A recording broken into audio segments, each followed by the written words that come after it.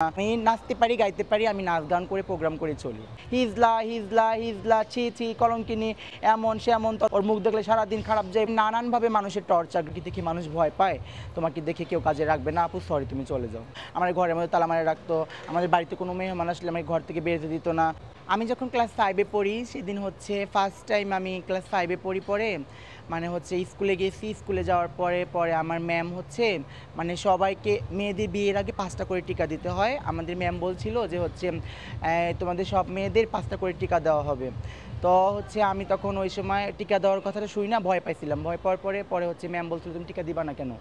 পরে বলছি যে আমি টিকা আমার ভয় লাগে। তারপরে বলছে তোমার বাবা বাড়িতে যাবো, বাড়িতে যেয়ে আমি কথা বলবো। তারপরে আম্মুর কাছে গেছে, আম্মুর কাছে যাওয়ার পরে বলছে যে আপনার মেয়েটা একটু অন্য টাইপের হচ্ছে, ওর চলাফেরা একটু অন্য টাইপের দেখা যাচ্ছে, ওর কণ্ঠ চেঞ্জিং অন্যরকম লাগে। অনেকেই বলে ও নাকি থার্ড জেন্ডার। মানে আমাদের ক্লাসের আশেপাশে মানুষ কিন্তু শুনি।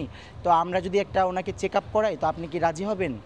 তো আম্মু বলতেছে যে হচ্ছে এখন কোনো সমস্যা হবে না তো, আবার না যদি শুনে তাহলে হয়তো বা আমি শুনছি যে থার্ড জেন্ডার নাকি ধরা পড়লে নাকি নিয়ে চলে যায়, যদি আমার মেয়েটার কপাল এরকমভাবে হয় যদি নিয়ে চলে যায় ওরা, এরকম আর কি। দেশ গ্রামের মানুষ এরকম যেরকমটা বুঝে এরকমই বলছে। পরে আমার ওই স্কুলের আপা, আমি ব্রাক স্কুলে লেখাপড়া করতাম, ওই ব্রাক স্কুলের আপা বলছিল যে না আমাদেরকে সংস্থা আছে, ওই সংস্থা থেকে আমাদের হচ্ছে চেক আপ করা হবে, সম্পূর্ণ খরচটা আমাদের নিজেদের থাকবে। তারপরে এই কথা বলার পরে ঢাকা থেকে হচ্ছে একটা বড় ডাক্তার গেছিলো আমাদের এলাকায়, ওই কুড়িগ্রাম জেলায়। পরে ওই গাইনি বিশেষজ্ঞ ডাক্তারের কাছে দেখানো হলো, আমার হরমোন টেস্ট করানো হলো, আমার রক্ত টেস্ট করানো হলো, তারপরে আমার ডিওনো টেস্ট করানো হলো। সব মিলিয়ে টেস্ট করার পরে তারপরে একটা আমার হচ্ছে পজিটিভ আসলো থার্ড জেন্ডার। এটা পজিটিভ আসলো, ধরা পড়লো যে থার্ড জেন্ডার। তখন থেকে হচ্ছে গিয়ে এলাকায় হইচুল ছড়ে গেল যে অমুকের মেয়ে থার্ড জেন্ডার, অমুকের মেয়ে থার্ড জেন্ডার, অমুকের বাড়িতে একটা মেয়ে আছে থার্ড জেন্ডার। তখন থেকে আমি নিয়মিত প্রতিদিন আমি মানুষের কাছে টর্চারের ভোগী হতাম। আমি রাস্তা দিয়ে হাইটা গেলে আমাকে হিজলা হিজলা হিজলা ছি ছি কলঙ্কিনী এমন সেমন, তোর মুখ দেখা নাই সেই নাই, ওর মুখ দেখলে সারাদিন খারাপ যাইবো, এরকম সেরকম। মানে নানানভাবে মানুষের টর্চার। গ্রাম অঞ্চলের মানুষ তো বুঝিনি আঞ্চলিক ভাষা যেরকম হয়ে থাকে, যে ওর মুখ দেখলে অলক্ষী, অশান্তি লেগে থাকবে, ও হাটখড়ি বাঞ্ঝা, ওর বাচ্চা হবে না, কখনো বিয়ে হবে না, এই ধরনের নানান প্রকার টর্চারের মুখে আমি হইতাম। আমি তখন ক্লাস 6-এ ভর্তি হইলাম স্কুলে, হাই স্কুলে ভর্তি হওয়ার পরে আমি যে ব্রাঞ্চিতে বসতাম, আমার ব্রাঞ্চিতে আমার কোনো বান্ধবীরা বসতো না।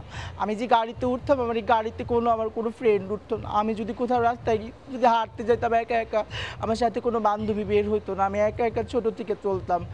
আমি যদি কোথাও যাইতাম তাহলে হচ্ছে আমাদের বাসায় যদি কোনো মেহমান আসতো, আমাকে বাড়ি থেকে বলতো তুই বাড়ি থেকে বের হবি না, তুই ঘরের ভিতরে নিয়ে আমাকে বন্দি করে রাখতো, আমাকে ঘর থেকে বের হতে দিত না। আমি তারপরে যখন বুঝতে পারলাম যে আমি এতটা অবহেলিত, এতটা লাঞ্ছিত, তাহলে আমি কি করে বাঁচবো এভাবে? একটা মানুষ যদি আমার বাসায় আসে আমাকে রুম থেকে বের হতে দেয় না, আর হচ্ছে আমি রাস্তাঘাটে মানুষের কাছে এলাকায় কোথাও আমি ভালোভাবে চলতে পারতেছি না। আমি বাধ্য হয়ে এসএসসি পরীক্ষা পর্যন্ত অনেক কষ্ট করে নিজেকে কন্ট্রোল করে লেখাপড়া করাইছি। এসএসসি পরীক্ষার পরে আমি জায়গায় চাকরির জন্য ইন্টারভিউ দিচ্ছি, যে আমি নিজে জব করবো, আমি নিজে কিছু করব, করে আমি নিজে একটু প্রতিষ্ঠিত হয়ে থাকবো। অনেক জায়গায় চেষ্টা করেছি প্রতিষ্ঠিত হওয়ার জন্য, অনেক জায়গায় চেষ্টা করেছি যে একটু জবের জন্য। বাট যেখানে গেছি আমার সুন্দরী দেখে, আমার লম্বা চোরা দেখে, বডি ফিটনেস দেখে সবাই রাখছে।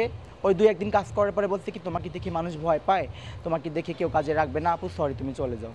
এরকমভাবে সবাই আমাকে তাড়া দিত। তারপরে আমি যখন বুঝতে পারছি যে আমার আর কোথাও ঠাঁই হবে না, তখন আমার ফেসবুকে আমার একটা ফ্রেন্ড, আমার মতো একটা ফ্রেন্ড ছিল থার্ড জেন্ডার আপু, ওর সাথে কথা বললাম।